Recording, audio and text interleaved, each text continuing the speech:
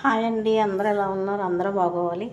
చూడండి, ఇప్పుడు నేను పప్పుచారు ఉప్పు చేపలోకి వస్తానండి. పప్పుచారుకి ఉప్పు చేప కాంబినేషన్ కదండి. ఉప్పు చేప ఫ్రై చేసి పప్పుచారుకి వేద్దాం అనుకుంటున్నానండి.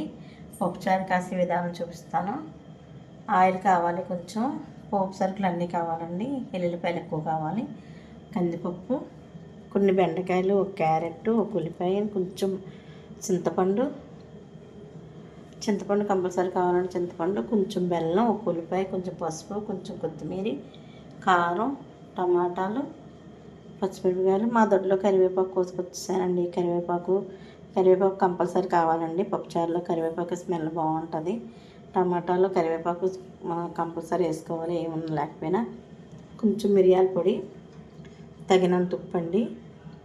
బెండకాయలు కంపల్సరీ కావాలి. ఇవన్నీ పప్పుచారు ఉప్పు చేపకు కావాల్సిన పదార్థాలండి. పప్పుచారు కాసి మనం ఉప్పు చేప వేయించేసుకుంటున్నాం, శుభ్రంగా తినచ్చు. పప్పుచారు ఉప్పు చేప అంటే పెద్దలు కూడా చక్కగా పప్పుచారు కాసి ఉప్పు చేప వేయించమని అనేవారు ఇదివరకు. అలాగే బాగుంటుంది. ఇప్పుడు ఎవరైనా పప్పుచారు కాసేసుకుంటున్నారు, ఉప్పు చేప వేయించుకుంటలేదు. ఉప్పు చేప కూడా వేయించుకుంటే చాలా బాగుంటుందండి. ఇది పండుగప్ప కొనుక్కొచ్చాము. పండుగప్ప చాలా టేస్టీగా ఉంటుందండి. చాలా చాలా బాగుంటుంది. ఈ పప్పుచారు కాసి ఉప్పు చేప వేయించుకోండి, చాలా బాగుంటుంది. ఈ ప్రాసెస్లో కానీ పప్పుచారు కాస్తే సూపర్ ఉంటుందండి. పప్పు అయితే కొంచెం 10 నిమిషాల ముందు నానబెట్టుకోవాలి. చింతపండు కూడా 10 నిమిషాల ముందు నానబెట్టుకోవాలండి. ఇంక ఇవన్నీ కావాల్సిన సామాగ్రి చేసే విధానంలోకి వెళ్ళిపోవాలి. పచ్చిమిరపకాయలు కూడా అంతే వేసేయాలి.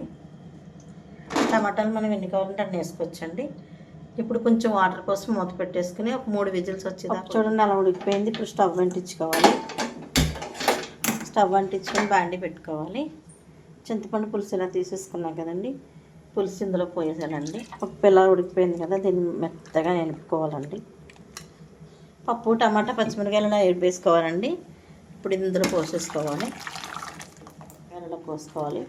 వంకాయలు ఇప్పుడు వేసేసుకోవాలండి. కొంచెం పసుపు వేయాలి, కొంచెం కారం,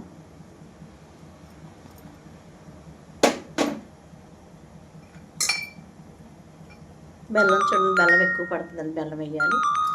అలా బెల్లం వేసేసి మొత్తం ఒక 20 నిమిషాలు సిమ్లో పెట్టి వదిలేయాలండి. చూడండి, పప్పుచారు అలా కాలిపోతుంది కదా.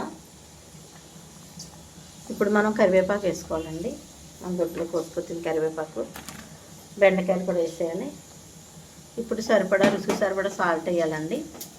కొంచెం ఎక్కువే పడుతుందండి.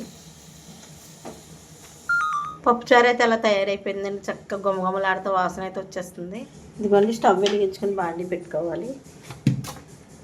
ఇప్పుడు ఆయిల్ పోసుకోవాలండి. ఆయిల్ చక్కగా వేడెక్కాలి. ఇలాగ మనం కొత్తిమీర చిన్న ముక్కల కింద కోసుకోవాలండి. ఎనిమిరకాయలు గిల్లుకోవాలి.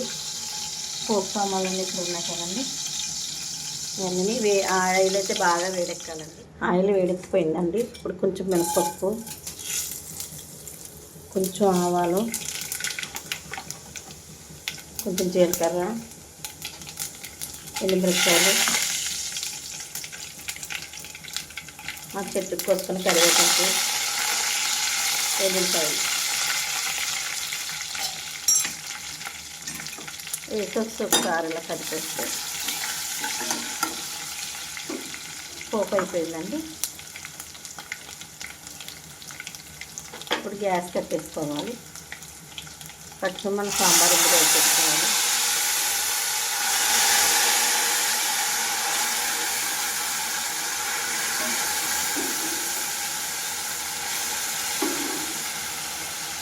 సాంబార్ అంతా ఇందులో పోసేసుకోవాలండి.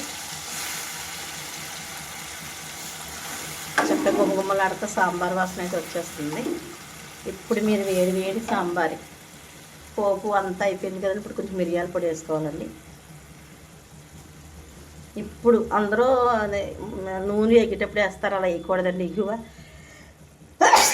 ఇంగువ ఇప్పుడు వేసుకోవాలండి. చూడండి, అలా ఇంగువ వేయాలి. అలా వేస్తే మంచి టేస్టీగా ఉంటుందండి. ఇంగువ సాంబార్లో అలా వేస్తే చక్కగా ఉంటుంది. నూనెలో వేస్తే దీని టేస్ట్ వేరుగా వచ్చేస్తుందండి. ఇలా వేసుకోవాలి. చాలా చాలా టేస్టీగా ఉంటుందండి. ఇంగువ మిరియాల పొడి లాస్ట్లో సాంబార్ అంతా అయిపోయిన తర్వాత ఇంగువ మిరియాల పొడి వేసుకుని దింపేసుకోవాలండి. ఇప్పుడు సర్వ్ చేసుకోవడమే. చాలా చాలా కమ్మటి వాసన వచ్చేస్తుందండి సాంబారు. చక్కగా తినేద్దాం వేడివేడిగా. టేస్ట్ చేసి చెప్తాను నేను. ఈ ప్రాసెస్లో కానీ మీరు సాంబార్ చేసుకుంటే చాలా చాలా బాగా ఎంజాయ్ చేస్తారు. ఇదిగోండి సాంబార్ అయితే అలా తయారైపోయిందండి. చక్కగా కొత్తిమీర కొంచెం లైట్గా కొత్తిమీర వేసేసుకుని చక్కగా సర్వ్ చేసేసుకోవడమేనండి. చక్కగా సాంబార్ పెట్టేసుకున్నాం కదా, చక్కగా ఉప్పు చేప కూడా వేయించేసుకుందాం.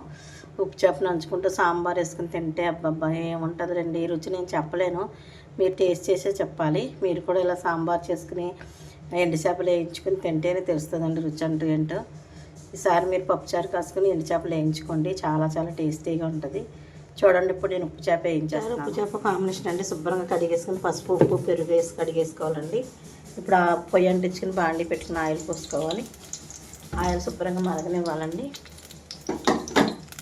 ఎందుకంటే ఇలా మరిగిన తర్వాత మనం ఇలా శుభ్రంగా తోమ పెట్టుకున్నాయన్నీ వేసేసుకోవాలండి. చూడండి అలా దోరగా ఎగిపోయింది కదా. కొంచెం ఇందులో ఇది సాల్ట్ వేయకూడదండి, కొంచెం పసుపు కొంచెం కారం వేయాలి. కట్టేసుకొని చెప్తాను నేను ఎలా ఉన్నదన్నది. ఇదిగోండి ఎండు చేప ఫ్రై సూపర్ ఉంటుంది, తిని చెప్తాను. చూడండి ఎండు చేపల ఫ్రై అయితే ఇలా తయారైపోయింది కదా. చక్కగా ఇప్పుడు మనం ఎండు చేపల ఫ్రై సాంబార్ ఇలా పోసుకోవాలి. సాంబారు వేసుకొని పప్పుచారు సాంబార్ అన్న పప్పుచారు అన్న ఒకటే. చూడండి ఇలాగా అలా పప్పుచారు కాసుకొని ఇలా అబ్బబ్బా ఎంత టేస్టీగా ఉందంటే చెప్పలేను నేను. ఇలా సాంబార్ ఇలా తింటూ ఇలా ఎండు చేప ఇలా తీసుకుని ఈ ముక్కని ఇలా నోట్లో పెట్టుకుంటే ఆహా అమృతంలా ఉందండి.